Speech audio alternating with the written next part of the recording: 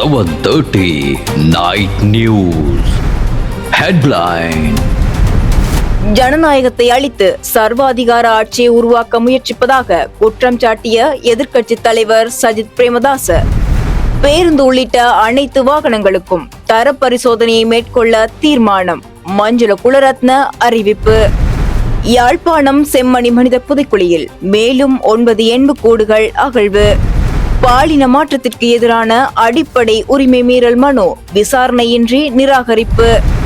நாடளாவிய ரீதியில் டெங்கு நோயாளர்களின் எண்ணிக்கை 76,000 உயர்வு.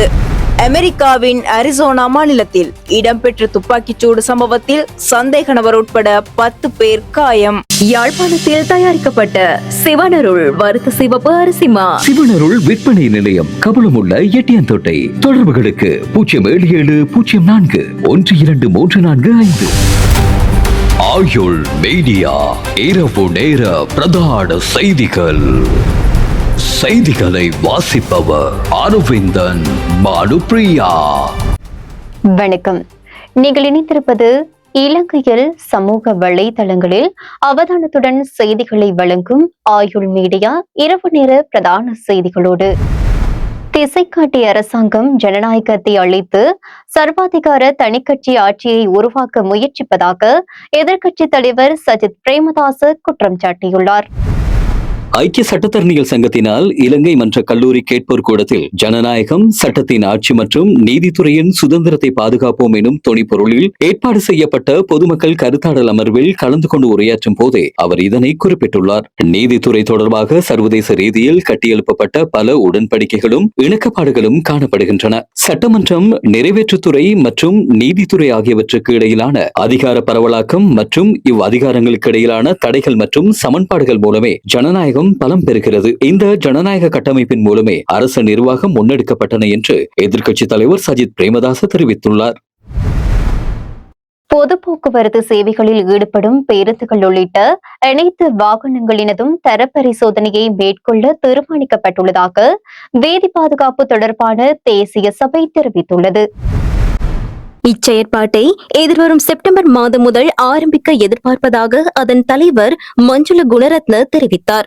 இந்நாட்டின் பொது போக்குவரத்தில் ஏற்படும் வாகன விபத்துகளுக்கு சாரதியின் கவனயீனம் மற்றும் வாகனங்களில் காணப்படும் பல்வேறு குறைபாடுகளுமே பிரதான காரணம் என சுட்டிக்காட்டிய அவர், இது தொடர்பில் கவனம் செலுத்தி பொது போக்குவரத்தில் ஈடுபடும் பேருந்துகள் உள்ளிட்ட அனைத்து வாகனங்களினதும் தர பரிசோதனையை மேற்கொண்டு நடவடிக்கை எடுக்கப்படும் என குறிப்பிட்டார். இந்த தர பரிசோதனைக்காக தகுதி வாய்ந்த தொழில்நுட்ப அதிகாரிகளை இணைத்துக் கொள்வதற்காக தற்போது விண்ணப்பங்கள் கோரப்பட்டுள்ளதாகவும் அவர் குறிப்பிட்டார். யாழ்ப்பாணம் செம்மணி சித்துப்பாத்தி பகுதியில் முன்னெடுக்கப்பட்டு வரும் மனித புதைக்குழி அகழ்வு பணிகளின் 3ஆம் கட்டம் இன்று 37வது நாளாக தொடர்ந்துள்ளது. இன்றைய அகழ்வு நடவடிக்கைகளின் போது மேலும் 9 மனித எண்புக்கூடுகள் வெளிப்பட்டுள்ளன. இதன் மூலம் செம்மணி புதைக்குழியிலிருந்து இதுவரை வெளிப்பட்ட மொத்த மனித எண்புக்கூடுகளின் எண்ணிக்கை 446 உயர்ந்துள்ளது. இதில் 434 எண்புக்கூடுகள் இதுவரை முழுமையாக அகழ்ந்தெடுக்கப்பட்டுள்ளன. இன்றைய அகழ்வின் போது அடையாளமிடப்பட்ட 429ஆம் இலக்க மனித எண்புக்கூடு கால்கள் மடக்கப்பட்டு அமர்ந்த நிலையில் புதைக்கப்பட்டிருந்ததாக பாதிக்கப்பட்டோர் சார்பில் முன்னிலையாகும் சட்டத்தரணி தெரிவித்துள்ளார். கடந்த 2ஆம் கட்ட அகழ்வின் போதும் இவ்வாறான நிலையில் புதைக்கப்பட்டிருந்த எண்புக்கூடு ஒன்று கண்டெடுக்கப்பட்டிருந்தமை குறிப்பிடத்தக்கது. பெண்கள் மற்றும் ஆண்கள் தங்களது பாலினத்தை மாற்றிக்கொள்ள அனுமதி வழங்கி வெளியிடப்பட்டுள்ள சுற்றறிக்கைகளை செல்லுபடியற்றதாக கோரி தாக்கல் செய்யப்பட்ட அடிப்படை உரிமை மீறல் மனுவை விசாரணைக்கு எடுத்துக் கொள்ளாது நிராகரிப்பதற்கு உயர் நீதிமன்றம் தீர்மானித்துள்ளது.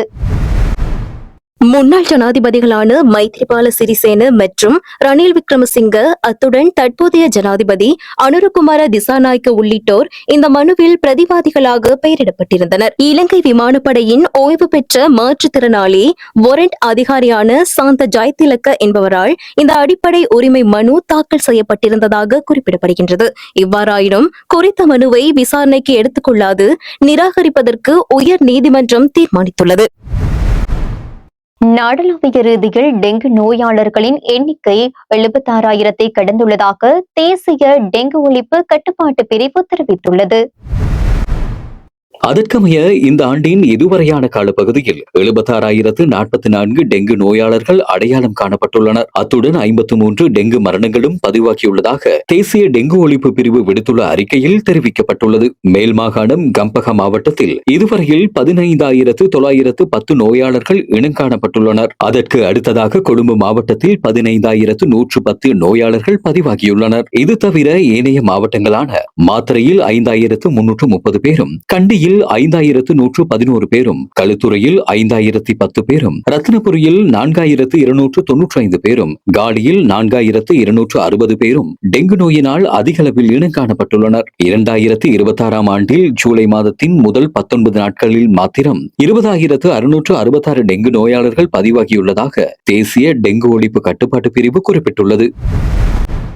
அமெரிக்காவின் அரிசோனா மாநிலத்தில் உள்ள டிக்யூசன் நகரின் வணிக பகுதியில் நேற்று இடம்பெற்ற துப்பாக்கிச்சூட்டு சம்பவத்தில் சந்தேக நபர் உள்ளிட்ட 10 பேர் காயமடைந்துள்ளதாக சர்வதேச ஊடகங்கள் செய்தி வெளியிட்டுள்ளன. அந்நாட்டு போலீசார் நேற்று சுற்றிவளைப்பு நடவடிக்கைகளில் ஈடுபட்டிருந்த போது திடீரென ஒரு நபரினால் துப்பாக்கிச்சூடு நடத்தப்பட்டுள்ளது.